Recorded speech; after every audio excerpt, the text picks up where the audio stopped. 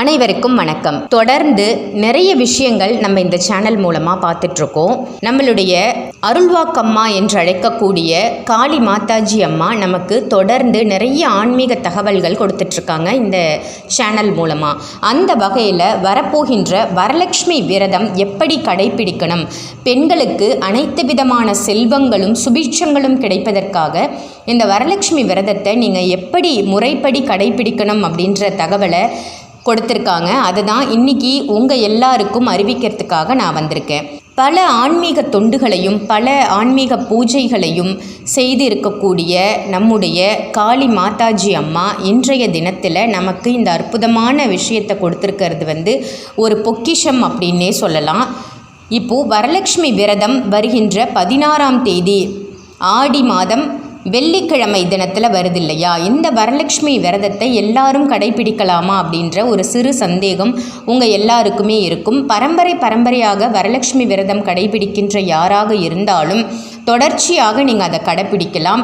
புதிதாக இந்த வருடம் கடைப்பிடிக்கணும் அப்படின்னு ஆசைப்படுற யாராக இருந்தாலும் இந்த வழிமுறைகளை பின்பற்றி நீங்கள் வரலட்சுமி விரதத்தை மேற்கொண்டீங்க அப்படின்னா நிச்சயமாக உங்களுக்கு அம்பாளுடைய பரிபூரண அருள் கிடைக்கும் அப்படின்னு தான் சொல்லணும்.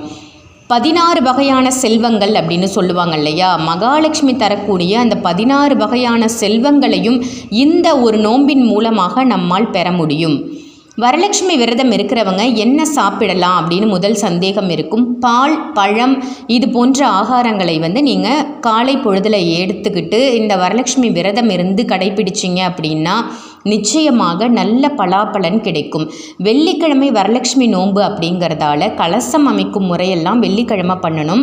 முதல் நாளே, அதாவது வியாழன் அன்று மாலை பொழுதிலேயே அம்பாளை ஒரு நெய்வேத்தியம் செய்து வாசல் புறத்தில் நின்று வீட்டுக்கு அழைக்குமாறு, ஒரு விருந்தாடியே நம்ம வீட்டுக்கு வந்தால் எப்படி அழைப்போமோ அந்த மாதிரி வீட்டுக்கு அழைக்கும் முறையை நீங்கள் பின்பற்றினீங்க அப்படின்னா இந்த விரதத்திற்கு அது உகந்ததாக இருக்கும்.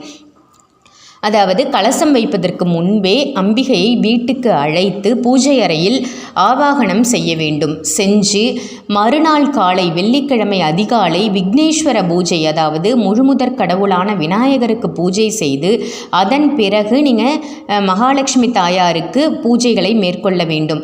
நிறைய பேர் வாழை மர தோரணங்கள் அதெல்லாம் கட்டுவாங்க.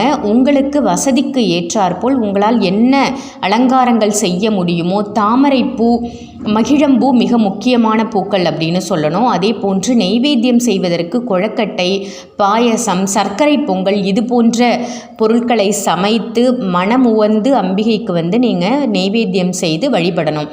பூஜைக்கு நோன்பு முடிச்சு கயிறு அப்படின்றது ரொம்ப ரொம்ப முக்கியம். 9 முடிச்சுகளை கொண்ட நோன்பு கயிறு, மஞ்சள் நிறத்தினாலான கயிறு நம்ம தயார் பண்ணிக்கணும். இல்லை அர்ச்சகர்கள் கிட்ட நீங்கள் கேட்டீங்க ஆலயங்கள்னா நோன்பு கயிறுன்னு கேட்டால் அவங்களே கொடுப்பாங்க. அதை வாங்கியும் நீங்கள் பயன்படுத்தி கொள்ளலாம்.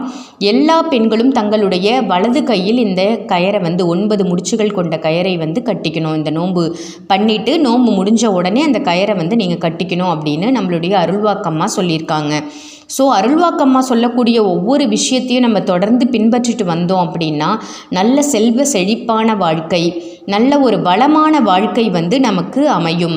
நோன்பு கட்டும் பொழுது நீங்கள் தமிழ் மந்திரங்களையே உச்சரிக்கலாம். என்ன சொல்லணும் அப்படின்னு பார்த்தீங்கன்னா, நாராயணனின் மனைவியான மகாலட்சுமி தாயே, 9 இழைகளும் 9 முடிச்சுகளும் கொண்ட இந்த மஞ்சள் கயிற்றினை பிரசாதமாக நீ ஏற்று என் வலது கையில் நான் கட்டிக்கொள்கிறேன், எனக்கு நீ அருள் புரிவாயாக அப்படின்னு மகாலட்சுமி திருப்பாதத்தில் அந்த கயிறை வச்சு அதன் பின்பு உங்கள் கைகளில் கட்டிக்கோங்க. மகாலட்சுமியை நல்ல கலச வடிவில் இருக்கக்கூடிய அம்பாளை நல்ல அலங்காரம் செய்து ஜடைகள் வச்சு நீங்கள் அலங்காரம் செய்யணும் அப்படின்னா அழகாக அந்த மாதிரி ஜடையெல்லாம் இப்போ ரெடிமேடில் கிடைக்கிது.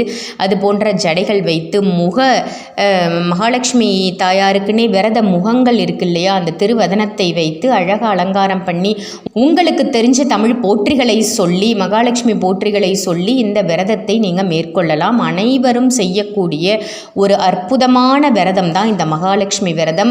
வருடத்திற்கு ஒரு முறை மட்டுமே வரும் இந்த விரதத்தை யாருமே தவற விடாமல் எல்லாரும் பயன்படுத்தி கொண்டு செல்வ செழிப்போடு வாழணும் அப்படின்றத கேட்டுக்கிறேன்.